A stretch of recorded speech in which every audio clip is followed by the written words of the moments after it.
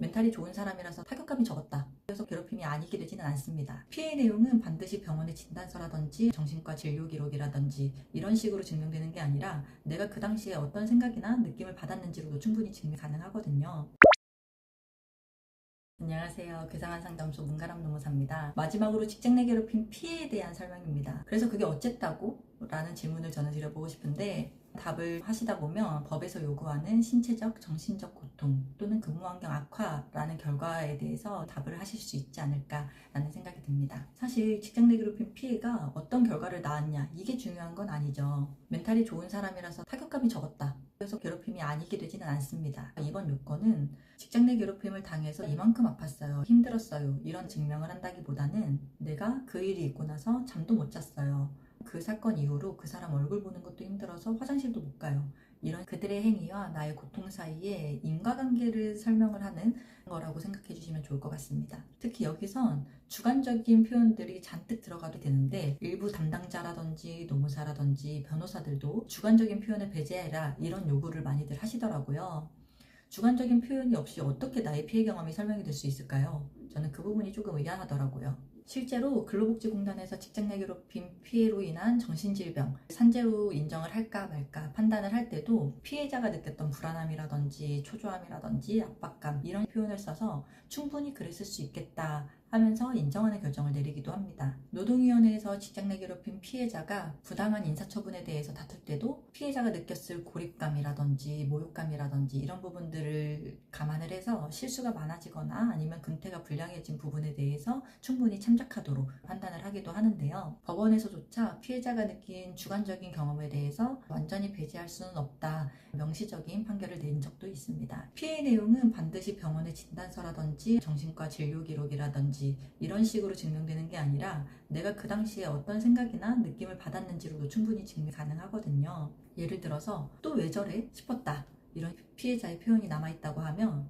우린 뭘 알 수 있을까요? 행위자의 행위가 처음이 아니라는 사실을 우선 알 수 있습니다. 그리고 그 행동이 피해자로서는 이해하기 어려운 행동이다 라는 것도 알 수 있고 그럼에도 신경이 쓰이는 상황이었다 라는 것까지도 유추할 수 있죠. 그 뒤로는 마주치는 것도 무서워서 화장실도 안 갔다 이런 표현을 썼다고 하면 그 사건이 피해자의 행동 변화를 만든 결정적인 계기다 라는 사실도 알 수 있고 아무 행동을 하지 않고 단지 얼굴을 보는 것만으로도 굉장히 지레 겁먹을 만큼 권력관계가 심하게 뒤틀렸다 이런 사실도 알 수 있고요. 또 생리현상을 참을 만큼 일상에 지장을 받고 있다라는 것도 알 수 있죠. 당연히 진료 기록이라든지 상담 기록 이런 증빙 자료도 적극적으로 활용을 해야 합니다. 그런데 저는 여러분이 캐치한 그 순간의 감정과 생각들도 놓치지 않으셨으면 좋겠어요. 어렵고 딱딱한 법률 용어로 설명하기보다는 심장이 쿵 내려앉았다, 머리가 하얗게 돼서 아무 생각도 나지 않았다, 출근길에 차를 돌려버리고 싶었다, 심지어 그런 생각도 하시잖아요. 출근길에 교통사고 났으면 죽지 않을 만큼만 다쳤으면 좋겠다. 이런 날것의 표현들이야말로 가해자의 행위가 어떤 영향을 미쳤는지 정확하게 보여줄 수 있다고 생각합니다. 이제 나의 피해를 설명할 말들도 충분히 골라졌죠. 긴 시간 정리하신 내용들을 토대로 앞으로 어떻게 대처해야 될까요? 라는 전문적인 상담을 받아보시는 것도 좋을 것 같습니다. 여러분이 준비하신 자료를 보면 아마 상담자의 태도가 확 달라지실 거예요. 질문의 수준도 기존이랑은 다를 것 같고요.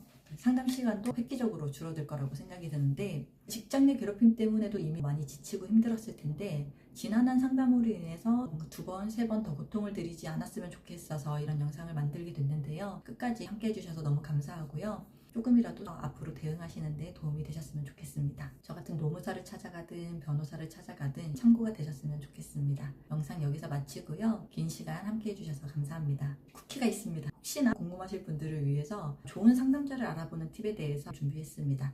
짧은 영상이니까 필요하시면 같이 지켜봐 주시면 감사하겠습니다. 너무 긴 시간 고생하셨습니다. 감사합니다. 나에게 맞는 좋은 상담자, 주로 노무사나 변호사겠죠? 고르는 법 3가지 정도 말씀드리겠습니다. 자격증이 있는 전문가라면 법적 지식은 다들 충분하실 거예요. 하지만 직장 내 괴롭힘 사건은 조금 다른데요.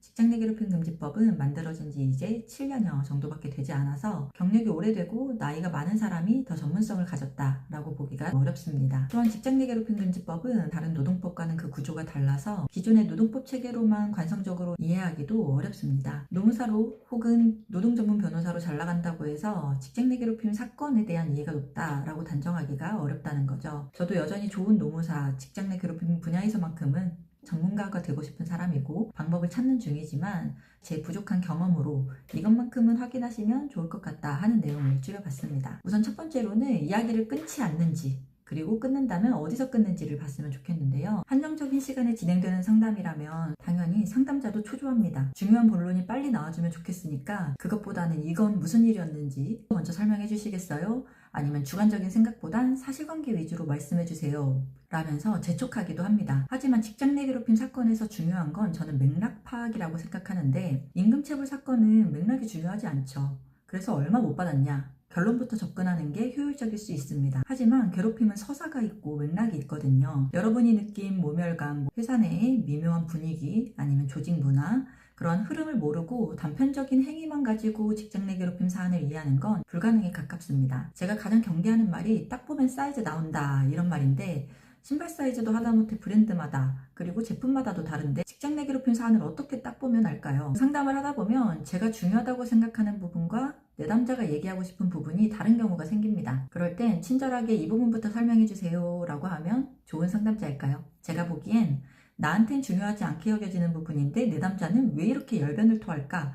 이 부분을 먼저 짚고 넘어가는 상담자가 좋은 상담자다라고 생각이 듭니다. 내담자의 언어적, 비언어적 표현들을 놓치지 않으려는 성이라고 생각합니다. 두 번째로는 무조건 이긴다라고 하는 사람은 걸러라는 건데요. 직장 내 괴롭힘 사건뿐만 아니라 어떤 사건이어도 이렇게 호언장담하는 분들을 피하셨으면 좋겠긴 한데 직장 내 괴롭힘 사건은 특히나 정말 어렵습니다. 증거가 명확해도 회사나 노동청을 설득하는 건 또 다른 문제거든요. 그런데 이건 무조건이죠. 이건 100% 인정됩니다. 라고 호언장담을 하는 건 굉장히 위험한 발상이다. 저는 노무사로서 무조건적인 낙관도 무턱대고 비관도 피해야 된다고 생각하는데 어떤 쪽으로든 확신을 가지게 되면 확증 편향이 생깁니다. 시야가 좁아지고 봐야 할 것들을 놓치게 되는 거죠. 좋은 상담자라면 한정된 증거에도 불구하고 최대한 사실관계를 재구성하면서 내담자가 보완해야 할 부분, 대응 과정에서 유의할 부분들을 보다 넓게 세심하게 살피는 게 중요하다고 생각합니다. 또 마지막으로는 돌고 돌아서 또 직관인데요. 상담을 하면서 그리고 상담을 마치고 난 후에 느낌도 중요하다. 아무리 전문가라지만 상담은 비전문가한테 서비스를 제공하는 거죠. 서비스를 받는 사람한테 효능이 있어야 되고 준 사람이 만족감을 느낀다고 해서 좋은 서비스가 될 수는 없다.